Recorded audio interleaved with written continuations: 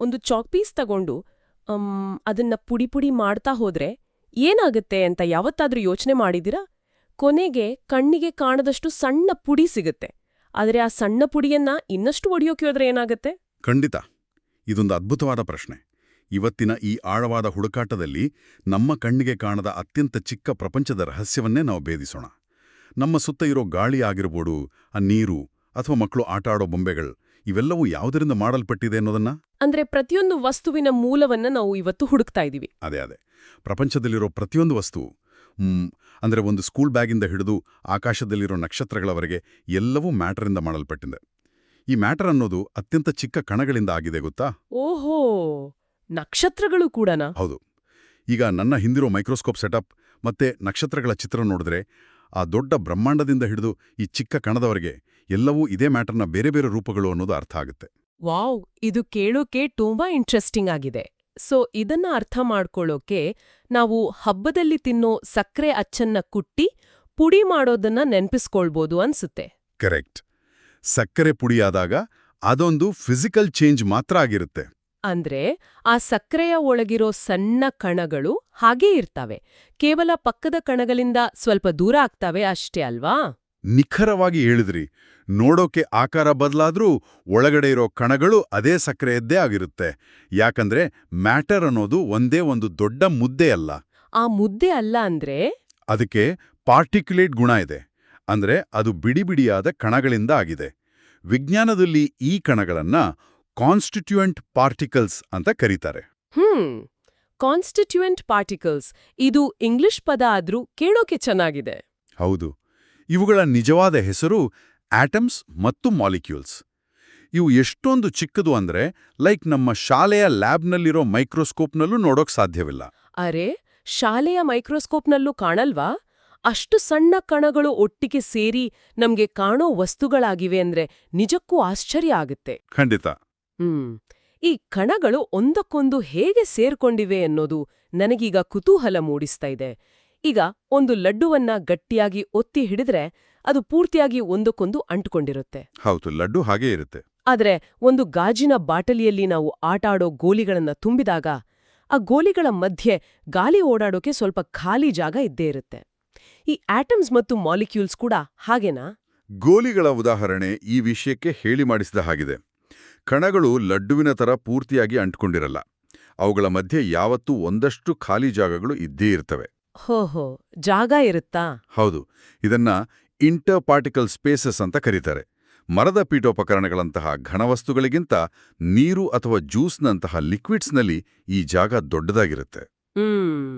ಹಾಗಾದ್ರೆ ಗ್ಯಾಸಸ್ನಲ್ಲೂ ಜಾಗ ಇರುತ್ತಾ? ಖಂಡಿತ.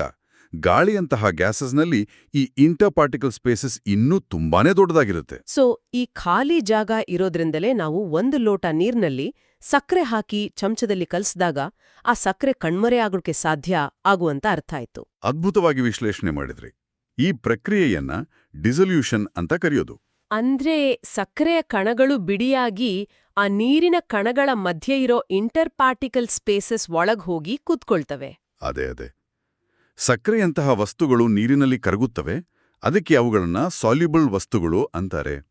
ಆ ಜಾಗದಲ್ಲಿ ಸೇರ್ಕೊಂಡು ಅದೊಂದು ಸೊಲ್ಯೂಷನ್ ಆಗತ್ತೆ. ಹಾಗಾದ್ರೆ ಮರಳಿನ ಕಥೆ ಏನು? ಮರಳು ನೀರಿನಲ್ಲಿ ಕರಗಲ್ವಲ್ಲ? ಯಾಕಂದ್ರೆ ಮರಳಿನ ಕಣಗಳು ನೀರಿನ ಕಣಗಳ ಮಧ್ಯೆ ಇರೋ ಜಾಗದಲ್ಲಿ ಸೇರ್ಕೊಳ್ಳುವಷ್ಟು ಚಿಕ್ಕದಾಗಿ ಒಡೆಯುವುದಿಲ್ಲ. ಅವು ಇನ್ಸಾಲ್ಯುಬಲ್ ಆಗಿರುತ್ತೆ. ಓಹೋ, ಅದಕ್ಕೆ ಅವು ಕರಗದೆ ಒಟ್ಟಿಗೆ ಸೇರಿ ಲೋಟದ ತಳದಲ್ಲಿ ಹಾಗೆ ಉಳಿದುಕೊಳ್ತವೆ ಅಲ್ವಾ? ಕರೆಕ್ಟ್. ಇಲ್ಲಿ ನನಗೊಂದು ಪ್ರಶ್ನೆ ಕಾಡ್ತಾ ಇದೆ. ಬೆಳಗ್ಗೆ ಸೂರ್ಯನ ಬೆಳಕು ಕಿಟಕಿಯಿಂದ ಬರುವಾಗ ಆ ಬೆಳಕಿನಲ್ಲಿ ಸಣ್ಣ ಸಣ್ಣ ಧೂಳಿನ ಕಣಗಳು ಹಾರಾಡೋದು ನಾವೆಲ್ಲರೂ ನೋಡಿದ್ವಿ. ಹೌದು, ನೋಡಿದೀವಿ. ಆ ಧೂಳಿನ ಕಣಗಳು ಮತ್ತೆ ಈ ನಾವು ಮಾತಾಡ್ತಿರೋ ಆಟಮ್ಸ್ ಎರಡೂ ಒಂದೇನಾ? ಇದು ಬಹಳ ಸಾಮಾನ್ಯವಾದ ಗೊಂದಲ. ಕಣ್ಣಿಗೆ ಕಾಣದ ಅತ್ಯಂತ ಚಿಕ್ಕ ಕಾನ್ಸ್ಟಿಟ್ಯೂಯೆಂಟ್ ಪಾರ್ಟಿಕಲ್ಸ್ ಬೇರೆ, ನಾವು ಬೆಳಗಿನಲ್ಲಿ ನೋಡುವ ಧೂಳಿನ ಕಣಗಳು ಬೇರೆ. ಅರೇ, ಆ ಧೂಳಿನ ಕಣಗಳು ಏನು? ಈ ಧೂಳು ಅಥವಾ ಹೊಗೆಯ ಕಣಗಳನ್ನ ಸಸ್ಪೆಂಡೆಡ್ ಪಾರ್ಟಿಕ್ಯುಲೇಟ್ ಮ್ಯಾಟರ್ ಅಥವಾ ಎಸ್ಪಿಎಂ ಅಂತ ಕರೀತಾರೆ. ಓ, ಎಸ್ಪಿಎಂ. ಹೌದು. ಈ ಎಸ್ಪಿಎಂಗಳು ವಾಸ್ತವದಲ್ಲಿ ಕೋಟ್ಯಾಂತರ ಚಿಕ್ಕ ಚಿಕ್ಕ ಕಾನ್ಸ್ಟಿಟ್ಯೂಯೆಂಟ್ ಪಾರ್ಟಿಕಲ್ಸ್ ಒಟ್ಟಿಗೆ ಸೇರಿ ಆಗಿರುವ ಒಂದು ದೊಡ್ಡ ಗುಂಪು. ಅಂದ್ರೆ ನಾವು ಕಣ್ಣಿಂದ ನೋಡುವ ಒಂದು ಸಣ್ಣ ಧೂಳಿನ ಕಣದ ಒಳಗೆ ಕೋಟ್ಯಾಂತರ ಆಟಮ್ಸ್ ಇರುತ್ತೆ ಅಂತನಾ? ನಿಖರವಾಗಿ. ವಾವ್! ಕಣ್ಣಿಗೆ ಕಾಣುವ ಒಂದು ಧೂಳಿನ ಕಣ ಕೂಡ ಒಂದು ದೊಡ್ಡ ಪ್ರಪಂಚ ಇದ್ದ ಹಾಗೆ.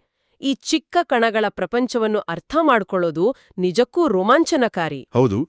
ಈ ಕಣಗಳು ಮತ್ತು ಆ ಇಂಟರ್ ಪಾರ್ಟಿಕಲ್ ಸ್ಪೇಸಸ್ ಬಗ್ಗೆ ವಿಜ್ಞಾನಿಗಳು ಅರ್ಥ ಮಾಡ್ಕೊಂಡಿದ್ರಿಂದಲೇ ನಮ್ಗೆ ಎಷ್ಟೋ ವಿಷಯಗಳು ಗೊತ್ತಾಗಿದ್ದು. ಲೈಕ್ ಯಾವ ತರದ ವಿಷಯಗಳು? ಅಂದ್ರೆ ಮನೆಯಲ್ಲಿ ಅಗರಬತ್ತಿ ಹಚ್ಚಿದಾಗ ಆ ಸುವಾಸನೆ ಇಡೀ ಕೋಣೆಗೆ ಹೇಗೆ ಹರಡುತ್ತೆ, ಹುಷಾರಿಲ್ಲದಾಗ ಕುಡಿಯೋ ಔಷಧಿ ರಕ್ತದಲ್ಲಿ ಹೇಗೆ ಕರಗುತ್ತೆ ಅಂತ, ಜೊತೆಗೆ ನಾವು ಉಸಿರಾಡುವ ಗಾಳಿಯನ್ನ ಹೇಗೆ ಕ್ಲೀನ್ ಮಾಡ್ಬೋದು ಅನ್ನೋದನ್ನ ಕಂಡುಹಿಡಿಯೋಕೆ ಸಾಧ್ಯ ಆಗಿರೋದು. ಓಹೋ, ಇದು ಕೇವಲ ಪುಸ್ತಕದ ಪಠ್ಯ ಅಲ್ಲ, ನಮ್ಮ ದಿನನಿತ್ಯದ ಬದುಕಿನ ವಿಜ್ಞಾನ ಅಂತೀರಿ? ಖಂಡಿತವಾಗಿಯೂ.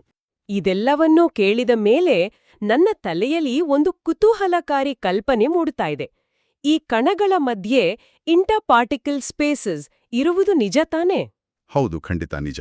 ನಾವೇನಾದ್ರೂ ಮ್ಯಾಜಿಕ್ನಿಂದ ಆ ಕಣಗಳಷ್ಟೇ ಅತ್ಯಂತ ಚಿಕ್ಕವರಾಗಿ ಬಿಟ್ರೆ ಹೇಗಿರುತ್ತೆ? ಒಂದು ಗಟ್ಟಿಯಾದ ಕಲ್ಲಿನ ಗೋಡೆಯ ಒಳಗಿರುವ ಆ ಖಾಲಿ ಜಾಗಗಳ ಮಧ್ಯೆ ಯಾವುದೋ ಗುಹೆಯಲ್ಲಿ ನಡೆದುಕೊಂಡು ಹೋದ ಹಾಗೆ ನಾವು ನಡ್ಕೊಂಡು ಹೋಗ್ಬಹುದೇ? ಹಾ, ಅದ್ಭುತವಾದ ಕಲ್ಪನೆ. ಇದು ನಿಜಕ್ಕೂ ಈ ಆಳವಾದ ಹುಡುಕಾಟದ ನಂತರ ನಾವು ಕಲ್ಪಿಸಿಕೊಳ್ಳಲೇಬೇಕಾದ ಒಂದು ಸೋಜಿಗದ ವಿಷಯ. ಹೌದು, ಈ ಪ್ರಶ್ನೆಯನ್ನ ಹಾಗೆ ಉಳಿಸ್ಕೊಂಡು ಯೋಚನೆ ಮಾಡೋದು ತುಂಬಾ ಮಜವಾಗಿರುತ್ತೆ.